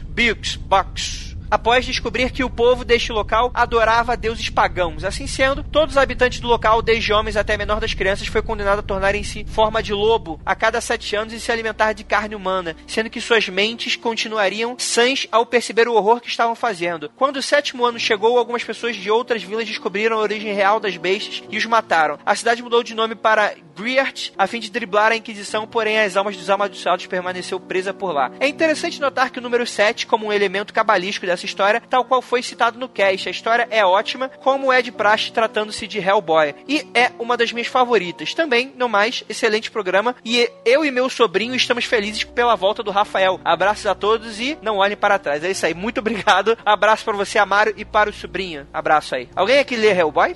Deu. Não, só eu mesmo, a Ira que tá aqui apontando aqui pra mim. Olha aí, mas leiam que é muito bom. Eu gosto muito. O filme é bem diferente, principalmente o 2, mas os quadrinhos eu acho muito bom, principalmente pra quem curte a temática. Então é isso. Igor, leia o próximo. Olha aqui comentário do Alexandre Bühler. Aí, moleque, já estou com o espinho de limoeiro na mão para curar o primeiro filho homem depois de várias filhas nascidas. É 12,5, certo? Do progenitor desta besta. Já de antemão, vocês têm que falar do Homem-Lobo também. E o fato do Piccolo ter destruído a Lua e acabado com todo o equilíbrio natural da Terra e as marés. Aí ele coloca aqui um link aqui para um vídeo do YouTube. Pois é, cara. O que não apareceu em Dragon Ball Z, né? Tipo, tsunamis, avalanches, terremotos, tudo porque o Piccolo destruiu a Lua pra acabar com a maldição do Ozaru. Ah, Dragon Ball Z. Por isso que eu não peguei a referência, nunca assistia. Sou velho. Ai, meu Deus. Olha aí. Não, olha que herege. Dragon Ball Z é muito bom, muito bom. Não é herege, eu sou velho. Rapidamente, deixa eu ler um comentário aqui bem rapidamente do Ronaldo Bairros, que ele fala aqui: bem interessante o podcast, mas fiquei na dúvida porque colocaram uma galinha cacarejando entre os blocos. Olha, pergunte pro Rafael. Eu também me surpreendi com a vinheta, eu não sabia que o Guilherme ia usar, mas beleza. Éder, leia o próximo. Pado Aragão. Que saudade que estava desse trio já, por mais que o Igor esteja fazendo um ótimo trabalho substituindo o Léo. Volto a ressaltar a importância dos créditos no programa. Dos céticos. Nossa, dos céticos, não sei porque eu li crédito. Tá bêbado, cara. Go home, you drunk. Por mais que às vezes alguns reclamem dos mesmos duvidando de tudo, são eles que vão dar a relevância aos casos. Afinal, por mais que todos nós queiramos acreditar, meu Deus, eu tô mal. Acreditar simplesmente por acreditar não faz sentido. E quando até eles ficam sem bons argumentos, aí que temos caso freak. Haha. Quanto ao episódio sobre lobisomens, muito maneira a abordagem. Só acho que poderiam fazer uma parte 2, sei lá, investigando os relatos e casos reais de supostos ataques desses seres. Quanto ao fato dos lobos levarem para a lua cheia, fiquei muito surpreso quando descobri que isso não é verdade. Como dito no cast, os lobos cantam com mais frequência em noites de lua cheia, porque o clarão do luar é uma condição altamente propícia para localizarem suas presas. Além disso, eles apontam suas faces em direção à lua e às estrelas quando uivam, não porque estão uivando para elas, e sim por uma simples questão de acústica, visto que projetar seus chamados para cima permite transportar o som mais longe. Por esses e outros motivos, desde tempos antigos, nossos ancestrais tendem a associar os lobos com a lua e a noite, dando origem a tantos mitos. O interessante é ver que os chacais também fazem muito isso, então não é só os lobos que tem a mania. Sim, com certeza, com certeza. E é interessante também que o Padu, ele falou uma coisa bem interessante relacionado a ter uma parte 2. Gente, nada impede a gente fazer uma parte 2, mas o grande problema da gente gravar esse tipo de história, e que a gente vai também enfrentar quando a gente for gravar sobre vampiros, que vai ter um episódio sobre, é que a maioria dos relatos não dão pra ser usados, a gente precisa pesquisar muito. Então às vezes a gente não consegue encontrar um relato de qualidade. É claro que se vocês tiverem relatos de lobisomem, de vampiro, galera, manda pra gente, porque o que acontece? A gente coloca no Google lá, caso de lobisomem. Aí vai aparecer aquela tua tia do interior que viu o lobisomem quando tava saindo de calcinha na casa. Vai aparecer aquele cara gótico que tá jogando Vampire, a máscara, e se acha vampirão. Tu encontra esse tipo de casos pela net, sabe? Tu não encontra casos que você possa realmente gerar uma discussão bacana aqui no Mundo Freak Confidencial, como a gente sempre faz. Como demônio, bruxa, etc, né? É realmente muito mais complicado. Então, se vocês tiverem sugestões, manda pra gente. Eu sei que muita gente sentiu falta dessa parte dos casos insólitos dentro do episódio sobre lobisomens. A gente promete que a gente vai tentar não fazer isso, tanto essa abordagem com os vampiros, e possivelmente pode ter uma parte 2 de lobisomens. Não agora, mas futuramente. E eu acho que é isso. Espero que vocês todos tenham entendido, né? Porque é complicado, cara. Achar a história que realmente dá pra levar... Tudo bem que história de lobisomem é meio complicado levar a sério, mas realmente histórias que você possa ser discutidas é meio bem complicado. Olha, história de lobisomem é o que não falta. Agora, história de lobisomem que no final você descobre que era uma lontra ou uma capivara... Olha, essas capivara mutante de Curitiba. Beleza, beleza. Rodrigo, leia aí do Alan Silva. Lê agora o comentário do Alan Silva. Sente falta de casos mais recentes de aparições, então segue uma pequena contribuição. O programa paranormal Witness, no episódio The Wolf Pack, terceira temporada, episódio 9, pra quem quiser acompanhar, narra uma suposta aparição mas sim de 5 criaturas que lembram demais os Homens-Lobo. Aí ele deixa aqui um link pra quem quiser acompanhar, no caso, eu acho que é uma série, como ele falou, um programa. Sim, Paranormal Whispers é um programa bem famoso, assim. Eu nunca vi, porque hoje em dia não tem mais TV a cabo, mas vou ficar em falta mesmo. Não sei se é bom o programa realmente. Eu gostava de um programa muito bom que passava no canal a cabo, que era o... Como é que é? Paranormal State, que passava, se não me engano, no AAC, alguma coisa assim. Que eu nunca gostei muito desses programas de caça-fantasma, Monster Quest, que eu sempre achei muito, tipo... No final do episódio ninguém descobre porra nenhuma, né? E o interessante do Paranormal State, né? Meio que era um negócio... tudo bem, por ser ser muito parecido com o roteiro, talvez possa não ser tão crível quanto os outros, mas eu sempre gostei muito da pegada que eles davam, sabe? Era um negócio bem romanceado, apesar de ser em formato documental, mas eu sempre gostei muito, cara, desse tipo de programa com esse tipo de temática, né? Mas, por exemplo, vi aquele TAPS lá, né, que os caras eram encanadores e trabalhavam com caçando fantasmas. Sempre achei muito escroto que eles não encontravam nada. No final do episódio, tem uma orbe luminosa lá que não sabe se é defeito da câmera, se não é, quando eles ficam debatendo, não, porque a gente nunca vai saber o que é isso. Então não grava programa, porra. Me engana, porra. E o complicado, cara, diz assim, sente falta de casos mais recentes. Aí entra aquela velha história, né, do tradicional. Antigamente a galera não tinha tanto material pra fazer uma pesquisa, pra ir atrás de saber o que realmente acontecia. Escutava um barulho no mato, cara, corre. A única saída é correr. Hoje em dia tem câmera de celular, tem o caralho A4 aí pra você poder descobrir o que é cada coisa. Acaba ficando até meio que vago quando se tem alguma documentação de casos mais atuais, esse tipo de coisa. É bem raro hoje em dia, na verdade, encontrar. Sim, sim. Meio interessante é que eu nunca consegui acreditar muito em fotos de fantasma, assim. Tirando coisas muito esporádicas, por exemplo, quem lembrava do começo de 2000, que tinha aquele site, como é que era o nome? Acho que era assustador.com.br. Nem sei se essa porra existe, deixa eu... Isso mesmo, esse site mesmo. O da garotinha no corredor? É, da garotinha no corredor. Cara, aquela foto era muito fake, mas, tipo, assustava o pessoal. Com certeza. O que assustava mais era você já escutar de alguém, chegava um amigo seu, olha, dizem que se você olhar pra essa imagem por 10 minutos, você vai sentir vontade de se matar. Aí a gente ficava lá olhando, tipo, dava 2, 3 minutos, o cara sentia trancava tudo. Aí o cara fechava a imagem. É mais a pressão psicológica do mito. Acho que o Igor consegue explicar melhor do que eu o que acontece. Olha aí, o assustador ainda continua existindo. Sério? Olha só. Olha, mas tá uma bosta o site, né? Vamos continuar aqui. Tá não é um mundo freak, né? Não é um mundo freak, né? Mas poucos são um mundo freak. Poucos são.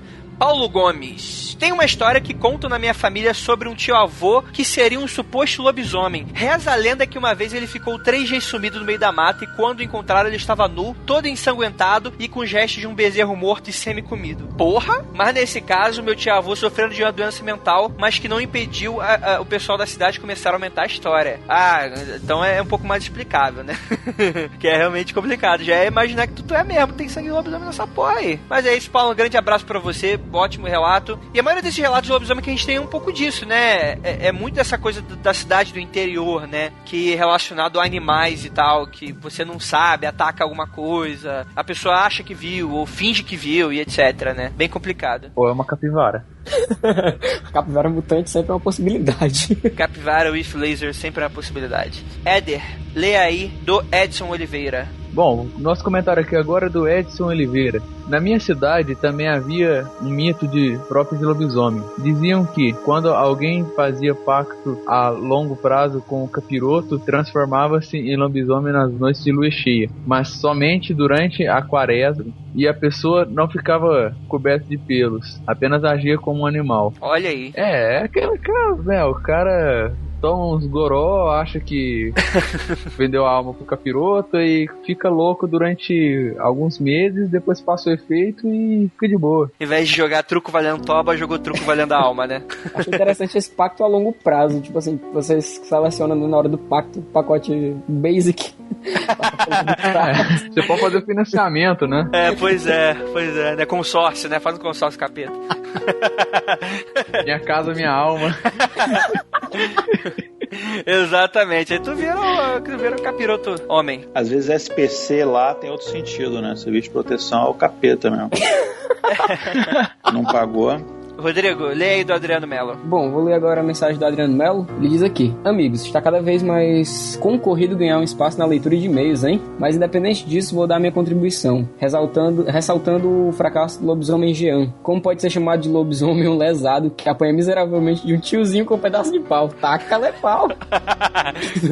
Fala sério, até um poodle é mais feroz do que esse lobisomem aí. Se fosse um garou de respeito, ele comeria todo mundo e não só criancinhas e filhotes de animais indefesos. Esse aí tá mais pra um retardado com um apetite bizarro. O Adriano é sempre um cavalheiro, sutil em seus comentários. É a sensibilidade de um elefante no milharal, né? Grande abraço, Adriano Mello.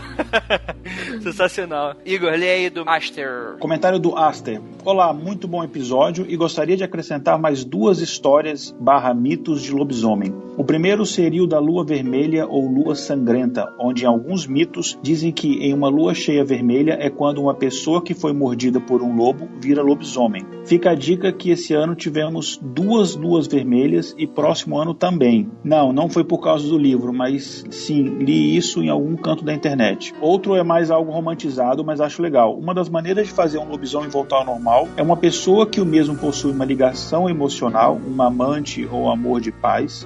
Se a pessoa que o lobisomem ama não fugir dele quando o vir e chamá-lo pelo nome, ele voltaria ao normal. Bem, pode não ser nada muito interessante, mas compartilhando. Nossa, é muito coisa de romancezinho adolescente de história, né? Eu nunca ouvi falar nesse negócio, não. Mas depois que agora tem até lobisomem depilado, né? Qualquer coisa pode. O cara esperar uma lua vermelha pra poder se transformar em lobisomem, o cara leva uma mordida de um lobo, com 40 dias o cara tá com raiva e morre, cara. Não dá tempo.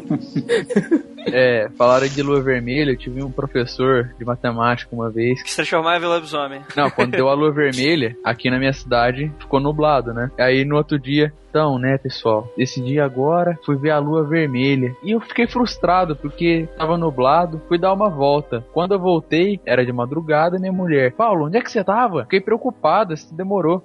Eu fui na lua, mas quando eu cheguei na lua, a lua não tava mais lá. Aí eu resolvi dar uma volta junto com ela. Rapaz, foi aí? Acabou a história? É porque, tipo, o cara fala que ele foi na lua, chegou na lua, a lua não tava lá, que ele é muito viajado. Não, o mais impressionante é a forma como você acabou a história. E eles foram passear e acabou. É isso aí. Valeu, gente. Até a próxima. Eu acho que podia até encerrar esse episódio, já que falando de lua vermelha, lua sangrenta, podia até encerrar o episódio com aquela música do Catinguelê, né? Aquela lua vai. Cara, Guilherme, não se atreva. Você não se atreva. Por favor. Vou agora ler um comentário do Macrow que ele deixa em resposta, né? Que pra quem não sabe é a Geisa, que é a nossa ouvinta, né? Que mandou a mensagem, se eu não me engano foi no podcast episódio passado, né? Perguntando onde estaria o Macrow, né, já que a gente gravou sobre desaparecimento e tal, e o Macrow há muito tempo não participa, e ele responde o seguinte: Geisa, estou sempre por perto, tipo espírito zombeteiro. Apesar da minha expulsão por mim mesmo, estou acompanhando aqui sim. É que às vezes esqueço de comentar que nas minhas férias quero matar a saudade. Fica a dica, Andrei. Olha aí, cara. Olha aí, o cara. Mac, com certeza, me avise quando você estiver com as férias, por favor. A gente marca aquele encontro gostoso, saudável, só a gente sabe. E continuando aqui, fica a dica do filme, acho que era esse, não me lembro mais, faz muito tempo, O Pacto dos Lobos, que é sobre o lobisomem na França medieval, e ele se lembra que é legal. E tem um que ele não viu, que é A Fera de Galvadã. Olha aí que a gente chegou a comentar um pouquinho. E ele manda beijos pra Geisa. E é isso, Mac, muito obrigado aí pelo comentário. É isso aí. Vamos lá.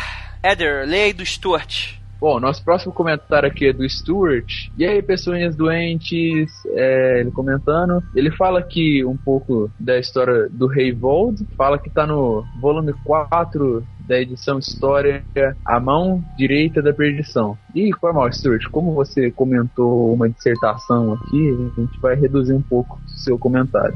É que o Amaro Júnior fez um comentário bem parecido, mas vai lá. O Amaro Júnior também fez um comentário bem parecido. Uma outra história muito boa do Hellboy, inclusive é com a lenda de Jean Granier com lobos, é a que vem do melhor diálogo de todos. Os Lobos de Santo Agostinho, volume 3 da edição História, O Caixão Acorrentado. Tem um pavorzinho no leste europeu, onde as pessoas estão morrendo e lá mora um padre, amigo de Hellboy. Quando descobre do que se trata, aparece um cara que vai se transformando em lobisomem e diz: não são mais Granier, são apenas uma besta do inferno. Ao que apenas diz: pouco me importa se você é um monstro ou um peixinho dourado, vai morrer do mesmo jeito. Hellboy com a sua finesse indescritível. Lógico, Hellboy é que mostra que ele é foda. Eu bato palmas pro Mingola sempre que leio isso. Se forem fazer um episódio de Hellboy, façam dos moldes do Mitografias. Tem vários podcasts aí sobre Hellboy do MDM, Cruzador Fantasma e ArgCast. Todos falam o que todo mundo já sabe. No caso do MDM, fala sobre o cu da sua mãe. Com certeza. O que eu achei foda no Mitografias foi porque abordou exatamente o ponto pelo qual Mignola. Minhola, pode falar minhola. Minhola? É, pode falar minhola. É como se pronuncia. Minhola é tipo uma minhoca. Olha aí. É apaixonado que é a mitologia. Ele mesmo se declarava um pesquisador e eu achei isso sensacional. Porém, acho que lá só vão até o 3º ou 4º encadernado. Gostando dessas coisas de diabo e afins, hoje coleciono história de Hellboy, só a linha principal, não da BPRD, e comecei a traçar uma linha do tempo dos casos e lugares que Hellboy esteve. Afinal, cada encadernado é feito de histórias, casos soltos e aqui e acolá. Vou organizar a melhor e compartilho com vocês, para que, quem sabe, ajude um episódio futuro do meu capeta em forma de guri predileto. Até mais. Tem um homenzinho, vamos pra cima. Então, é que assim, o Mitografias, né, o Papo Lendário do Léo Mitocondria, que sempre grava aqui com a gente, pra quem não sabe, o Léo, ele é o host lá do Mitografias, podcast sensacional sobre mitologia em si. Ele gravou, né, como o Stuart mesmo tá falando, só que ele tem a pegada deles, a gente não pode fazer um podcast parecido, aqui a gente tem que ter a nossa pegada. Então eu imagino que se por um acaso a gente for fazer um episódio sobre o Hellboy, a gente vai abordar o ocultismo dentro do que ele tá fazendo, falar dos demônios, relacionado a esse tipo de coisa, relacionado a esse tipo de coisa que ele aborda em si, né? Porque o bom do Mundo Freak é que a gente sempre vai tentar trazer coisas novas. Mesmo que seja um assunto até mesmo, como é que eu posso dizer, bastante usado, né? Bastante falado, a gente consiga usar de maneiras diferentes, né? Consiga abordar de outras maneiras e tal. É isso que é a mágica. Então é isso, Stuart. Obrigado aí. Grande abraço e até a próxima. É porque o público, ele tá mais interessado não só no assunto, mas na nossa visão desse assunto e no enfoque que a gente dá sobre esses assuntos, né? Com certeza. Rodrigo, lê o do Mamoru Shiba. Lê aqui o comentário do Mamoru Shiba. Ele diz aqui: não era incomum as pessoas da Idade Média antropomorfizar animais. Existem registros ainda mais surpreendentes. Casos de porcos, cães e galinhas sendo julgados e condenados em tribunais como se fossem humanos. É uma pena que o episódio sumariamente ignorou a doença que deu origem a todos os mitos de maldição: vampiros, lobisomens e zumbis. A raiva. Uma doença assustadora, destrutiva, altamente mortal e que deixa o hospedeiro extremamente agressivo. Seria o ponto alto do ceticismo do programa. E se era para deixar completo, poderiam ter citado as histórias de crianças selvagens, casos reais de pessoas abandonadas em ambientes inóspitos e criadas por animais. É o caso de Victor de Aveyron e Oshana Malaya, Abraxox. Cara, essa história de antropomorfizar, desde as pinturas rupestres lá da galera, já tinha isso. E quanto ao negócio da raiva, é lógico que todos esses mitos e tudo, como ele diz mesmo, lobisomens, vampiros, zumbis, tudo nasceu disso. Mas a galera não tinha tanto acesso à informação, né? Ele citou a Idade Média, pegar o que se tinha de informação de doença daquela idade para o que se tem hoje de informação é totalmente diferente. Se eu vejo um cara que é mordido por um cachorro, um lobo no mato, ele chega e daí uns dias tá agindo diferente, o cara tem uma família, tem uma situação estável, o cara se torna violento com pouco tempo e uma ferida se abre depois de um tempo, aí de noite, a galera vai pensar logo associado com crack.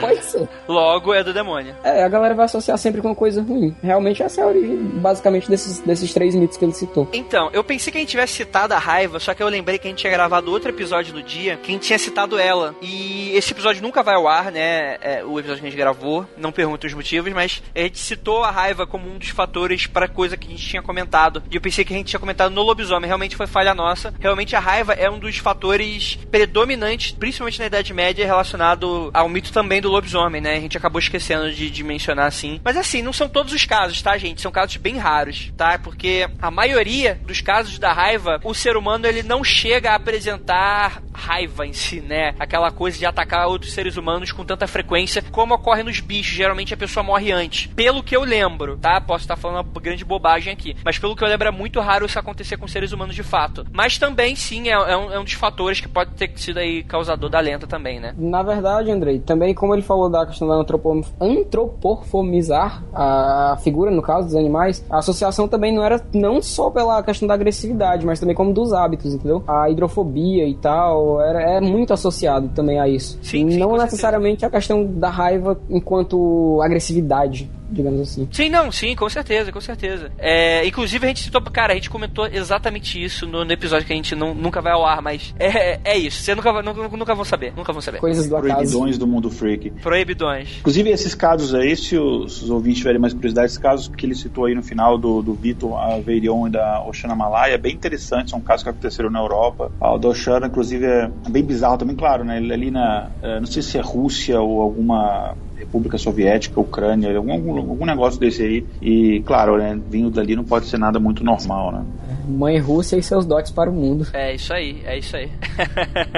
Cara, mas eu nem considero isso como entrar dentro do mito do lobisomem. Eu acho até interessante e tal, mas eu acho que cara, lobisomem pra mim tem que se transformar. Pra mim é isso, a parada. É claro que também a gente pode considerar como algo parecido e que gere a lenda e tal, mas não sei. Acho que a gente acabou pulando exatamente por causa disso. Também o episódio poderia ficar grande demais. Igor, lê aí o do Thiago Ribnog. Comentário do Thiago Ribnog. Sobre o cu do bode. A primeira vez que eu tive ciência desse tipo de manifestação foi quando vi a capa de um CD da banda Marduk. Essa imagem aí que eu coloquei. Aí ele colocou aqui no comentário dele uma imagem. Olha ali no canto esquerdo, tem uma fila para cheirar o boga do bicho. Quando vi isso não entendi nada, mas depois soube que faz parte de rituais macabros ao redor do mundo. Que coisa, não? Cara, sabendo disso eu não desisti. Se é que eu tinha alguma pretensão de ser satanista, mas desisti agora. Igor, a gente pensou bem parecido. Eu tinha a pretensão de conhecer ritos e formas de cultuar, mas depois dessa eu acho que eu vou ter certos preconceitos. Até parece. Quem nunca lá cheirou um boga de um bode? Quem nunca? Quem nunca? Eu não julgo as pessoas. Isso é coisa muito feia, gente. Se quiser cheirar o cu da cabra, o cu do bode, você faz o que você quiser da tua vida, filho. Lá aqui no sertão do Ceará, a galera faz coisa pior. Pois é, né, cara? Cus de bode não serão perdoados. Vamos voltar aqui. Vamos lá. Eder, lê aí o do Pequeno Urso, lá pra cima. Pequeno Urso. Nada como os casts confidenciais, mas quando vai voltar os episódios com os temas, entre aspas, normais? Boa pergunta, Pequeno Urso. Os episódios normais, o que tá acontecendo é o seguinte, gente. Não é nem que o Mundo Freak Confidencial comeu os episódios convencionais, né? É que a gente tá eu tô meio que jogando a culpa pra mim, tem nada a ver com o nosso editor Gal, nem com relacionado ao Mundo Freak Confidencial, até porque são duas coisas diferentes, mas eu tô tentando me reorganizar com relação a isso, sabe? Eu tô tentando decidir algumas coisas ainda. Eu acredito que ele não vai morrer, nem nada do tipo, sabe? Mas em breve ele volta com toda certeza. Vamos ver. A gente vai terminar de reorganizar e a gente volta com isso. Rodrigo, lê aí o do Abraão Marques. Lê agora o do Abraão Marques. Ele diz aqui: eu conheci o podcast há pouco tempo e ainda não ouvi essa edição porque eu estou ouvindo seguindo a cronologia. E vim mandar um recado pro editor. Eu te odeio. Eu pensei isso no começo. Às vezes a história nem te bota medo, mas você bota a música estranha de trás pra frente, grito do nada. Deixando a brincadeira de lado. Ótimo podcast, continue inativa. Cara, é interessante que o Abraão provavelmente aí tá voltando, né, a cronologia, como ele mesmo disse. É que, assim, eu e o Mac editávamos nessa época. Na verdade, eu editava mais o Confidencial que o Mac. E eu gostava desse tipo de coisa, né? Eu não sei hoje, então, ouvinte, deixem aí sua opinião. Hoje, a edição do Guilherme, até porque eu nunca pedi pra ele fazer o contrário, ela é relativamente mais light do que eu fazia no começo. Eu gostava de colocar alguns efeitos especiais, jogava aquelas músicas bem macabras e tal. E eu gostaria de perguntar como é que vocês preferem, porque assim, o meu medo é que vocês fiquem com medo e parem de escutar o podcast. Por algum motivo, né? E eu não quero afastar o público. Então, cara, vocês querem ter medo? A gente consegue fazer. E eu vou colocar aí os mais céticos aí pra chorar embaixo da cama, embaixo do cobertor. Andrei, você já sabe a minha opinião. Eu já falei com você que pra gente fazer um podcast fazer algum episódio que seja, tipo, mais assustador que a gente já fez, assim, uma coisa sem filtros, pra galera ficar com medo mesmo, mas tem esse risco da galera tipo, achar que a gente foi longe demais, mas minha opinião é que quanto mais assustador, melhor. Sim, com certeza. Vai ter uma trilha sonora de black metal. Não, nem é black metal. Canto gregoriano, cara. A palavra do medo é canto gregoriano. Por criancinhas da Rússia. É uma boa. O canto gregoriano, tanto que eu utilizei um dos casts passados, que foi a abertura do anime Elfenlied, né? Que eu tinha utilizado, que é a Lilium, que é bem assim, aquela voz realmente pra Matar o cu do bode.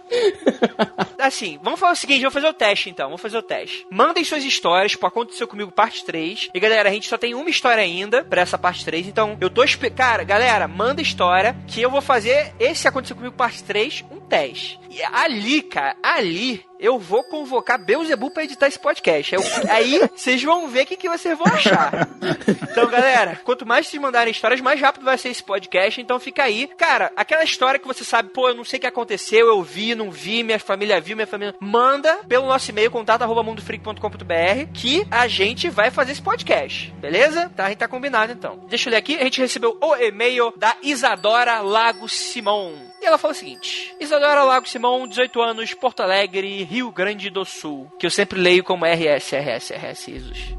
Ela fala: bom dia, tarde ou noite. Esta é a primeira vez que escrevo para um podcast. Olha só que honra, que prestígio. Mesmo já tendo ouvido vários, o Mundo Freak com certeza é um dos melhores. Conheci vocês pelo WeCast. Olha aí o WeCast, grande abraço aí, Baião. Você, muito bom ter conseguido aí o Catarse, foi muito bacana. Espero a minha versão para Android. Ela continua: me interessei no Mundo Freak Confidencial, que aliás são os meus favoritos, que falam sobre a boneca Annabelle, né, que ela cita aqui o episódio preferido dela. E quando percebi, já estava fazendo download dos casts anteriores. Nunca me interessei muito por lendas e mistérios, mas tenho que dizer, vocês estão mudando isso. Sempre que ouço sobre um novo assunto, fico curioso e começo a procurar mais sobre. Obrigado e parabéns por fazerem um podcast tão maravilhoso. Já estou fazendo a maratona e quase terminando. Olha, esse tipo de e-mail aquece meu coração freak. Eu só tenho uma coisa a dizer pra ela: cuidado, é um caminho sem volta, cara. Cuidado. Depois do primeiro pacto, você não sabe como fica a sua vida.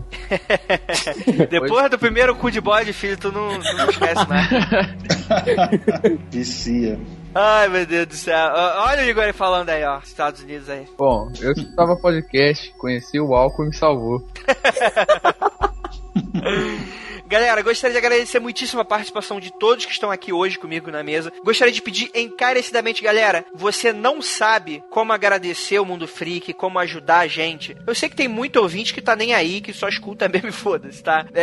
Não tem problema. Se quer escutar, é um conteúdo de graça. Eu não vou falar que é de graça, mas você tem que me fazer alguma coisa por causa disso. Não. Você pode fazer o que tu quiser da tua vida. Mas se você sentir, no fundo, esse seu coraçãozinho freak estiver batendo, aquele jeito maroto, se você quer ajudar a gente de alguma forma, você tem algumas formas de você ajudar isso, de ajudar-nos. Primeira pode indicar pros seus amigos, que é o mais básico, que é o nível 1 do Freak, né? Nível 2 é você nos seguir nas nossas redes sociais e também nos avaliar pro iTunes, né? O nível 3 é nos ajudando, colaborando de alguma forma, ou editando podcast, ou escrevendo texto, né? Tem a quarta forma, que envolve, como eu posso dizer, considerações monetárias, né? Que por enquanto a gente não tem doação, nem Patreon, nem nada, como eu afirmei, mas em algumas semanas, muito em breve, a gente vai estar aí com as camisas antes do Natal. Galera, confia, mentaliza, fecha os olhos e mentaliza o cu do bode. Vai ter as camisas. Então, galera, vai juntando dinheiro, vai juntando aquela grana do 13º para as camisas. Não vai ser caro. Sabe aquele concorrente que faz podcast e vende camisa? Então, vai ser mais barato.